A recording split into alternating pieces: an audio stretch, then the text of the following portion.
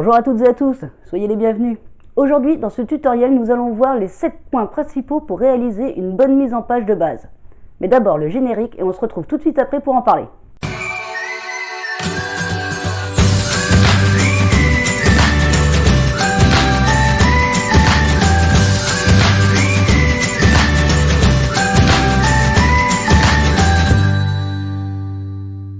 Comme je vous le disais dans l'introduction, aujourd'hui nous allons voir la mise en page de base. Non pas cette mise en page qui va vous permettre d'auto-éditer votre livre, mais celle qui vous permettra plutôt de faire de bonnes corrections et de bonnes relectures.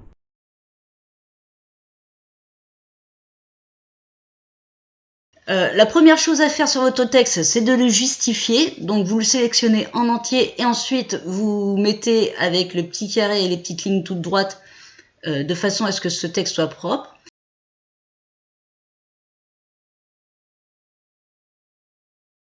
Deuxième point, on va isoler le titre, c'est-à-dire on le met en centré, on peut le mettre en gras et le grossir plusieurs fois.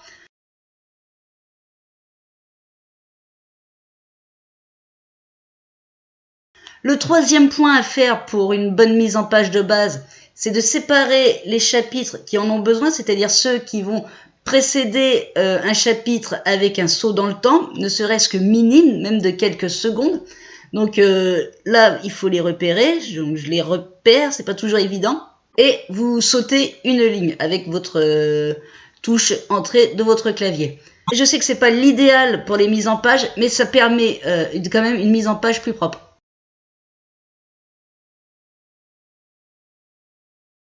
On va créer les alinéas, c'est-à-dire qu'à chaque début de chapitre, on va les faire avancer. Pour cela, on va utiliser la touche avec les deux flèches inversées qui est à gauche de votre clavier.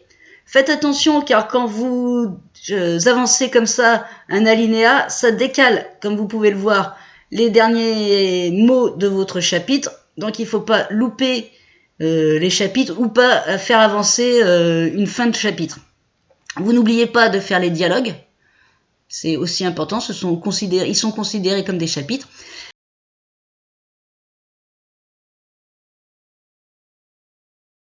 Cinquième point, on va chercher toutes les ponctuations qui ont besoin d'un espace avant. Une chose que beaucoup de personnes oublient ou ne savent pas faire, c'est de mettre les bons espaces avec les bonnes ponctuations. Donc là, les points d'exclamation, les points d'interrogation et les deux points ont besoin d'un espace entre le dernier mot et le point d'exclamation ou d'interrogation. Donc, on les repère et on les met. C'est une chose que vous arriverez à faire, bien entendu, en même temps que vous tapez, à force d'utiliser ces techniques, quoi. Vous le saurez, donc vos mains le feront presque toutes seules.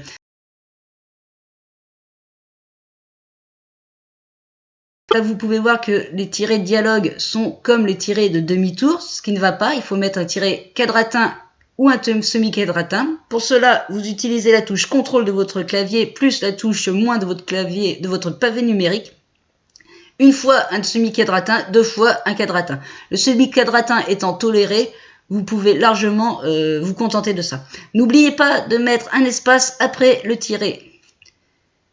Donc là, on recherche tous les dialogues et on met le semi-quadratin et l'espace. Voilà, là nous avons donc une belle mise en page déjà. Il reste le dernier point.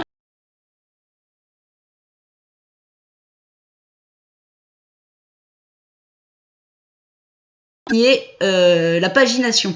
Donc on va mettre un numéro de bas de page, c'est ça qui est la pagination. Vous allez dans Insertion, numéro de page, bas de page, vous choisissez celui qui vous plaît. Là, hop, j'ai mis celui-là, je l'écarte un petit peu pour qu'il soit un peu plus éloigné du texte. Et voilà, nous avons bonne mise en page de base.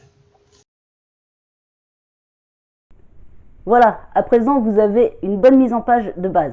Certes, ça ne vaut pas une mise en page sur laquelle vous pourrez vous baser pour sortir votre livre en auto-édition, mais c'est déjà une base afin de pouvoir soit imprimer votre livre en format A4, histoire de pouvoir faire des relectures et des corrections, soit de l'enregistrer au format PDF, parce que c'est un format qui ne bouge pas, contrairement à l'EPUB ou des choses comme ça.